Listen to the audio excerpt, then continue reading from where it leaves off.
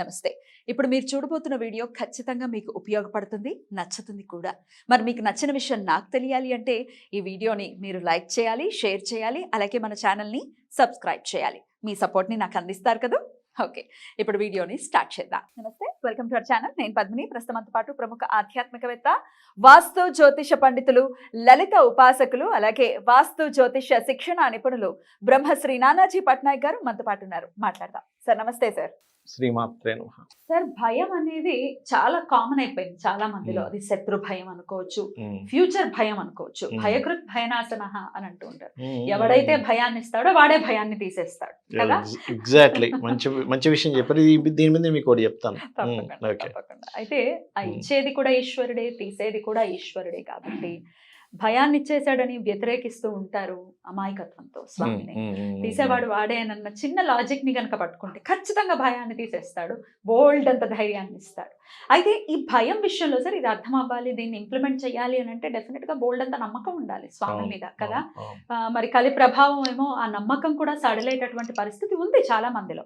మరి భయం పోవాలంటే అసలు ఈశ్వరుని ఎలా పట్టుకోవాలి? అది శత్రు భయం అనుకోండి, ఫ్యూచర్ భయం అనుకోండి, జాబ్ భయం, అప్పుల భయం, ఏ భయం అయినా ఏం చేయాలి?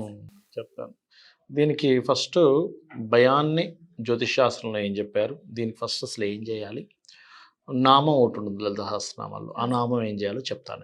ఫస్ట్ ఆఫ్ ఆల్ నా దృష్టిలో అంటే నేను ఇన్ని సంవత్సరాల నా ఎక్స్పీరియన్స్లో నేనేం నమ్ముతానంటే, చిన్నప్పటి నుంచి నేను నమ్మిన సిద్ధాంతం భయం అనేది లేదని నమ్ముతాను. అసలు భయం అనే వర్డే లేదు. చెప్తానండి. ఇప్పుడు నేనున్నాను, ఉదాహరణకి కొన్ని మీరున్నారు. స్టార్టింగ్లో కారు నేర్చుకునే టైంలో భయపడుతూ నడిపారా, లేకపోతే సర్ర నిలిపారా? భయపడుతున్నారు. ఎందుకు భయపడుతున్నారు? అంటే రాదు కాబట్టి, కాన్ఫిడెన్స్, ల్యాక్ ఆఫ్ కాన్ఫిడెన్స్ కాబట్టి. కాన్ఫిడెన్స్ అంటే నా ఉద్దేశం ఏంటంటే భయము, కాన్ఫిడెన్స్ ఇవన్నీ లేవంటా నేను. అసలు అలాంటివి ఉండవు. ఇక్కడ ఏంటంటే జ్ఞానము అజ్ఞానమే మనకున్నవి. రాదు అన్న అజ్ఞానంలో ఉన్నాను కాబట్టి భయం వచ్చింది. రాదు, మీరు అప్పటికి నేర్చుకోలేదు, దాని మీద పూర్తిగా తెలియదు. అంటే ఏంటంటే కారు ఎలా నడపాలనే పూర్తిగా తెలియదు మీకు. తెలియకపోవడం వల్ల భయం వస్తుంది. భయం ఎందుకు వస్తుంది అంటే తెలియకపోవడం వల్ల. ఇంకో చిన్న ఎగ్జాంపుల్ చెప్తాను చూడండి. ఒక పిల్లవాడిని టీచరు రేపు ఈ హోంవర్క్ రాసుకురా, లేకపోతే ఈ పోయం నేర్చుకొని రమ్మని చెప్పింది. నేర్చుకోలేకపోతే ఆ పిల్లవాడికి భయం వేస్తూ ఉంటుంది. టీచర్ అడుగుతుందేమో, టీచర్ రాకపోతే బాగుందేమో, అందరినీ అడిగి లాస్ట్లో బెల్ కొట్టేసి నా టైం వచ్చేసరికి బెల్ కొట్టేసి టీచర్ వెళ్ళిపోతే బాగుంది, ఇలాంటివన్నీ అనిపిస్తాయి. ఎందుకు అనిపిస్తాయి? జ్ఞానం లేదు, చదువుకోలేదు అబ్బాయి. ఏంటంటే అబ్బాయి ఏదైతే చదివితే జ్ఞానం వస్తుందో అప్పుడు కాన్ఫిడెంట్గా ఉంటాడు. ఇంట్లో చదివాడు అనుకోండి అరగంట సేపు, ధైర్యంగా వెళ్తా. ఎప్పుడు అడుగుతున్నాను టీచర్ నేను చెప్తా అంటే. అంటే ఏంటి ఇక్కడ, అంతకుముందు ఆ పేపర్లో ఉన్న మ్యాటర్ ఏదైతే ఉందో అది చదవనంతసేపు భయం, చదివిన తర్వాత ధైర్యం. అలాగే మనకు లైఫ్లో కూడా ఏమవుతుందంటే, ఒక విషయం, ఒక వ్యక్తికి జాబ్ పోతుందని భయం అనుకుందాం ఉదాహరణ. ఆ వ్యక్తికి నాలెడ్జ్ లేదనుకోండి. ఎలాంటి నాలెడ్జ్, అసలు ఎన్ని జాబ్స్ ఉన్నాయి, ఎక్కడెక్కడ ఆపర్చునిటీస్ ఎక్కువగా ఉన్నాయి, ఇవన్నీ లేవనుకోండి భయపడుతూ ఉంటాడు. తెలుసు అనుకోండి, అరే చాలా ఆపర్చునిటీస్ ఉన్నాయి, ఎక్కడెక్కడ తెలుసు అనుకోండి భయం ఉండదు. అరే ఇది కాకపోతే ఇంకోటి అంటాడు. అంతే కదా. ఇప్పుడు అప్పులే ఉన్నాయనుకోండి, అప్పులతో భయపడుతూ ఉంటారు చాలామంది. నేనేమంటానంటే దాని ఒక సిస్టమేటిక్గా అప్పు అనేది నువ్వు భయపడితేనో, లేకపోతే నేనేమంటానంటే భగవంతుడు ప్రాక్టికల్గా ఉన్నాడు. నా ఉద్దేశంలో ప్రాక్టికాలిటీతో దగ్గరగా ఉంటాడు భగవంతుడు. మాయలు మంత్రాలతో దగ్గరగా ఉండడం కాదు భగవంతుడు ఉండేది,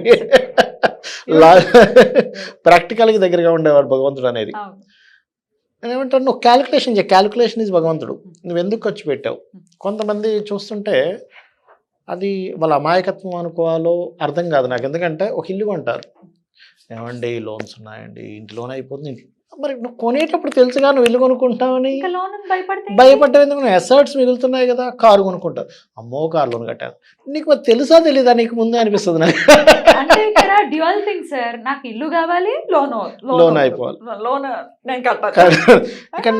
ఇక్కడ ఏంటంటే నువ్వు ముందుగానే ఒక ఇల్లు తీసుకుంటున్నాను, ఇంత ఈఎంఐ కట్టాలి, 40,000 50,000 1 lakh ఎంతో కట్టాలి ఎవ్రీ మంత్ నువ్వు ఫిక్స్ అయినప్పుడు నువ్వు ప్లానెడ్గా ఉండాలి. అంతేగాని అమ్మో ఎవ్రీ మంత్ ఇది వచ్చేస్తుంది ఇది ఎలా కట్టాలని అనుకోవడం ఏంటి అంటే నువ్వు క్యాల్కులేషన్ సరిగ్గా చేయలేదు, నువ్వు లెక్క సరిగ్గా కట్టలేదు కాబట్టి నువ్వు భయపడుతున్నావు. అదే నువ్వు లెక్క సరిగ్గా కట్టుంటే భయపడవు, చేయగలగాలి. ఇంకోటి ఏంటంటే చాలామంది భయం వేసినప్పుడు చేసే మిస్టేక్ ఏంటంటే ఎస్కేప్ అవుదామని చూస్తారు. అస్సలు ఎస్కేప్ అవ్వకూడదు. అంటే ఏంటి సార్ ఎస్కేపిజం అంటే ఉదాహరణకి నేను చెప్తాను చూడండి. నా లైఫ్లో ఒకసారి ఏమైందంటే, నేను చాలా బిజినెస్లు చేశాను లైఫ్లో. ఒకసారి అనుకోకుండా ఒక యాడ్ ఏజెన్సీ నాకు యాడ్ ఏజెన్సీస్ కూడా ఉండే ఒకప్పుడు. ఒక రియల్ ఎస్టేట్ కంపెనీకి నేను అడ్వర్టైజ్మెంట్స్ చేసినప్పుడు దాదాపుగా అదే టైంలో సంథింగ్ వాళ్ళకి ప్రాబ్లం వచ్చి వాళ్ళు మునిగిపోయారు. నేను వేరే వాళ్ళ మంది లీజుకి తీసుకుని ఇవ్వడం వల్ల వీళ్ళందరికీ డబ్బులు కట్టాల్సి వచ్చింది. లాక్స్ ఆఫ్ రూపీస్లో నేను కట్టాల్సి వచ్చింది బయట నుంచి తీసుకొచ్చి కట్టినప్పుడు ఏం చేస్తారు, సర్వసాధారణంగా వాళ్ళు ఫోన్లు చేస్తూ ఉంటారు, ఏంది ఎప్పుడు కడుతున్నాను. నేనేం చేసేవాడిని అంటే ఎవ్రీడే ఎర్లీ మార్నింగ్ అసలు కట్టేవాడికి నేనే ఫోన్ చేసేవాడిని. కట్టేవాడికి నేనే ఫోన్ చేసేవాడిని, ఇది పరిస్థితి ఇట్లా వస్తుంది అట్లా వస్తుంది అంటే. అప్పుడు ఏమవుతుంది, మనం ఎప్పుడైతే వాడి ఫోన్ వస్తుంది వాడికి మనం కట్టాలేమో ఇవన్నీ ఉంటే మన మైండ్ ఫస్ట్ పనిచేయదు. ఎప్పుడు ఎస్కేప్ అవుదామా దీని మీదే ఉంటుంది. ఎప్పుడు కూడా గుర్తుపెట్టుకోండి, ఎస్కేప్ అవ్వక్కర్లేదు. ఏమవుతుంది మహా అంటే ఏమవుద్ది, నేను చెప్పేది ఒకటే, భయపడే వాళ్ళు ఒకటే సూత్రం పాటించాలి. మహా అంటే ఏమవుతుంది, ఫేస్ చేద్దాం. ఏమవుతుంది మహా అంటే, పోనీ ఇంటికి వస్తాడు గొడవ చేస్తాడు, ఏమవుతుంది, ఎవడో అప్పు చేయడా భూమి మీద అప్పు చేయని. అరే అట్లా కాదండి, నేనేమంటానంటే నువ్వు ఫోన్ ఎత్తనప్పుడు ఇంటికి వచ్చి గొడవ చేస్తాడు, ఎత్తి మాట్లాడు, ఏమవుతుంది మహా అంటే ఓ మాట మాట్లాడతాడేమో, ఓపిక్గా ఉండు. ఏమవుతుంది అంటానంటే నువ్వు ఫేస్ చేయడం అక్కడి నుంచే స్టార్ట్ అవుద్ది. ఫేస్ చేసినప్పుడు ఏమవుతుంది అంటే ఇంకోటి నువ్వు ఏదైనా సాధించాలనేది పెరుగుతుంది. తప్పించుకుంటున్నప్పుడు సాధించాలనుకునేటువంటి మైండ్ సెట్ కూడా రాదు వ్యక్తికి. ఫేస్ చేసినప్పుడు వస్తుంది, ఫేస్ చేయనప్పుడు రాదు. అంటే ఇక్కడ ఏంటంటే మనం అర్థం చేసుకోవాల్సింది, భయం అనేది లేదు, జ్ఞానం అజ్ఞానమే ఉన్నాయి. నువ్వు దాని గురించి ఎంత తెలుసుకుంటున్నావు, ఎంత తెలుసుకోవట్లేదు. నువ్వు తెలుసుకున్నంతసేపు నువ్వు అభివృద్ధి చెందుతూ ఉంటావు. ఇంకొకటి ఏంటంటే ఏమవుతుంది అంటే చాలామంది పడిపోవడానికి అంటే లైఫ్లో కింద పడిపోవడానికి కారణం ఒక సేఫ్టీ దీనిలోకి వచ్చేసి ఇంకా నాకు ఇంకేంటి హ్యాపీ అనుకుంటాడు. అసలు ఎప్పుడు కూడా నేను సెక్యూరిటీ దీంట్లో ఉన్నాను ఇంకా చాలు అని అనుకున్నామా అయిపోయింది మన పరిస్థితి. అస్సలు పనికిరాదండి అది. ఎప్పటికప్పుడు ఎవ్రీ మినిట్ అప్డేట్ అవుతూనే ఉండాలి, ఎవ్రీ మినిట్ మనం అప్గ్రేడ్ అవుతూనే ఉండాలి. నేను సేఫ్టీలో ఉన్నాను అనుకున్నామా అక్కడ ఆగినట్టే మిగతా ప్రపంచం మొత్తం ముందుకు వెళ్తూ ఉంటుంది, మనం అక్కడ వెనక్కి పడిపోతూ ఉంటాం. ఇవి అస్సలు ఆగకూడదు, పొరపాటును కూడా ఆగకూడదు. అయితే మీరు స్టార్టింగ్లో ఒకటి అన్నారు చూసారా, భయం ఇచ్చేవాడే తీసేస్తాడు. ఇప్పుడు ఇక్కడికి వస్తాను. జ్యోతిష్ శాస్త్రంలో కూడా చాలా మహర్షులు ఎంత గొప్పగా పెట్టాడంటే 3వ స్థానాన్ని భయం అన్నాడు, 3వ స్థానాన్ని ధైర్యం అన్నాడు. భయము ధైర్యం రెండు ఒకే దగ్గర ఉన్నాయి. ఆ 3వ స్థానంలో కనుక శుభగ్రహ సంబంధం కలిగి ఉంటే మనిషికి భయం వస్తుంది. పాపగ్రహ సంబంధం అంటే అందరూ మనం ఇది పాపగ్రహం అంటాం చూసారా, పాపగ్రహాలు ధైర్యాన్ని ఇస్తాయి, మొండితనాన్ని ఇస్తాయి. పాపగ్రహం కనుక లగ్నానికి 3వ స్థానం సంబంధం వస్తే, 6వ స్థానానికి 3వ స్థానం సంబంధం వస్తే ఏమైతే ఆయన తేల్చుకుందాం అంటాడు. శుభగ్రహ సంబంధం వచ్చిందనుకోండి, కాంప్రమైజ్ అయిపోదామా, వాడు ఇలా అంటాడు ఏంటో, ఏమవుతుంది మహా అంటే ఏమవుతుంది చెప్పండి, అంతే కదా. శుభగ్రహం భయాన్ని ఇస్తుంది, ఎందుకంటే సౌమ్యం కదా, సౌమ్యాన్ని ఇచ్చే గ్రహం కదా. మీకు భయం పోవాలంటే ఏం కావాలి, మొండితనం కావాలి. మొండితనాన్ని ఇచ్చేది పాపగ్రహం. మనం అనుకుంటాం ఎందుకు భగవంతుడు శుభగ్రహాలను ఎందుకు సృష్టించాడు, మరి పాపగ్రహాలను ఎందుకు సృష్టించాడు అనుకుంటాం. పాపగ్రహాలు కూడా ఉండాలి, మిళితమే కదా అంతా. రైట్ సార్, అయితే ఇప్పుడు ధైర్యం రావాలి, ఏం చేయాలి సార్? ఎస్, మంచి ఇది అడిగారు మీరు. ఇప్పుడు మనకి లలితా సహస్రనామాల్లో శ్రీమాత, శ్రీ మహారాజ్ని, శ్రీమత్ సింహాసనేశ్వరి, చిదగ్నికుండ సంభూత, దేవకార్య సముద్యత, ఉద్యద్భాను సహస్రాభ అనే వర్డ్ స్టార్ట్ అవుతుంది మనకి.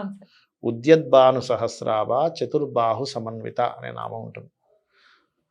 అమ్మవారు సహస్రము అంటే 1000 కంటే ఎక్కువ. మనకి సంస్కృతంలో అనంతం అని కూడా అర్థం, దాని అర్థం అనంతమైనటువంటి సూర్య కిరణాల చేత, అనంతమైన సూర్యుడు అంత గొప్ప దాంతో అమ్మవారు వస్తుందట బయటికి. ఎందులో నుంచి, ఆ చిదగ్ని కుండల నుంచి వచ్చినప్పుడు చతుర్బాహు సమన్విత, 4 బాహువులతో వస్తుందని చెప్పి చెప్తారు. అందులో బాహువులు మనం దేనికి ప్రతిగా చూపిస్తామంటే, ఇగో నాకు బలం ఉంది చూడంటాం, ఇలా నా కండలు చూసావా అంటాం, నా బలం, నా ధైర్యం చూసావా అంటాం. అమ్మవారి బాహువుల్ని గనక ఎవరైతే చూస్తూ ఈ నామం చేస్తారో తెలియని ధైర్యం వచ్చేస్తుందండి, భయం మొత్తం పోతుంది.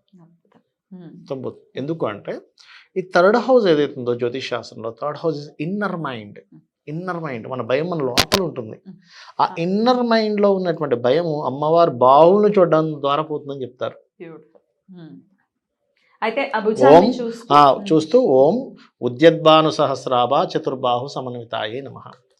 ఇచ్చేస్తూ మీరు ఒకటే చేయాలి. ఎప్పుడైనా భయం వచ్చింది అనుకోండి, అసలు ఈ సమస్య ఈ ప్రపంచంలో ఎవరికి రాలేదా ఫస్ట్, రైట్. నాతో పాటు నా వెనకాతల కొన్ని కోట్ల మందికి వచ్చింది, నా తర్వాత వాడికి కూడా వస్తుంది, ఇది నాకేం కొత్త కాదు, కరెక్ట్. ఫైన్ కదా. పోనీ వచ్చిన సమస్య ఎవరికి తీరకుండా ఉందా? రెండో పాయింట్, వచ్చిన ప్రతి సమస్య తీరుతూనే ఉంది. సమస్య ఒకటి ఉంటే పరిష్కారాలు 100 ఉంటాయి. నీకు ఒకవేళ మైండ్లో పని చేయట్లేదు, నీ మైండ్ ఎలా సమస్య తీర్చుకోవాలో, నీకంటే సీనియర్స్ ఉంటారు కదా, వాళ్ళతో వెళ్ళి చర్చించు. వాళ్ళు చెప్తారు, ఓహో నువ్వు ఈ సమస్యలో ఉన్నావు, నువ్వు ఎలా చేయాలో చెప్తా అంటాడు. వాళ్ళతో చర్చించాలి. చాలామంది చేసే మిస్టేక్ ఏంటంటే ఎవరితో చెప్పరు, ప్రాబ్లం ఉంటే అలా ఉండిపోతారు, అలా అలా అలా అలా అలా మునిగిపోతారు, పెరిగిపోతుంది. చెప్పాలి, నాకు ఇంత తప్పు ఉంది, లేకపోతే నాకు ఈ భయం ఉంది, లేకపోతే నాతో వీళ్ళతో నాకు పెద్ద తలనొప్పి అయిపోతుంది, ఏం చేయాలి. మనకంటే పెద్దవాళ్ళు, మనకంటే సీనియర్స్ ఉంటారు కదా, వాళ్ళకి తెలుసు, వాళ్ళ అనుభవం ఉంటుంది, వాళ్ళు ఎన్నో చూసి ఉంటారు ఇలాంటివి. అరే ఎందుకు భయపడుతున్నావు, ఇచ్చి చాలా సింపుల్ చేయొచ్చు అని మనకు ఫస్ట్ ధైర్యం వస్తుంది. ఆయన చెప్పేసాడుగా ఇంత సింపుల్గా చేయొచ్చు అని మనం ఫేస్ చేస్తాం.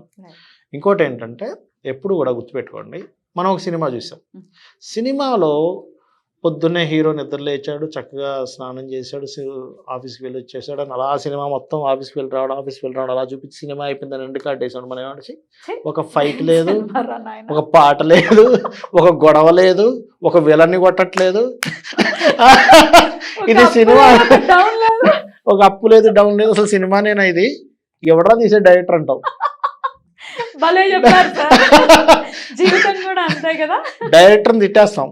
మరి ఇన్ని స్టోరీస్ రాసే ఆ డైరెక్టర్ ఎంత మంచి డైరెక్టర్ అని భగవంతుడు అనే చాలా బాగా చెప్పారు, అర్థమైపోయింది. అంటే మన సినిమాలో హీరోకి ప్రాబ్లం రావాలని కోరుకుంటున్నాం, హీరో గెలవాలని కోరుకుంటున్నాం. మన లైఫ్లో కూడా మనం కూడా గెలవాలి. అయితే మనం ఎప్పుడు మైండ్లో రిజిస్ట్రేషన్ చేసుకోవాల్సింది ఏంటంటే ప్రాబ్లం అనేది చేసుకోకండి. మైండ్లో రిజిస్టర్ చేయాల్సింది ఏంటంటే ఛాలెంజ్. మైండ్లో ఛాలెంజ్, నాకు ఈ ఛాలెంజ్ వచ్చింది, నేను ఎట్లా చేస్తానో చూడాలి. ఇష్టంగా ఛాలెంజ్ని ఫేస్ చేయండి, సూపర్గా ఉంటుంది. చెప్పారు సార్, నిజంగా భయపడుతూ అస్సలు కూర్చోవద్దు. పైగా పోనీ నాకు అంత ధైర్యం రావట్లేదు అన్నప్పుడు అమ్మవారి నామమే ఇంకా శరణం, అంతే కదా సార్? అంతే, ఎస్ ఎగ్జాక్ట్లీ. చాలా చాలా బ్యూటిఫుల్ గా ఎక్స్ప్లెయిన్ చేశారు. నేను విష్ణు సహస్రనామంలో వస్తుంది భయకృత్ భయనాశనాయ, అది వచ్చినప్పుడు మీరు వచ్చారు నా థాట్ లోకి అడగాలి.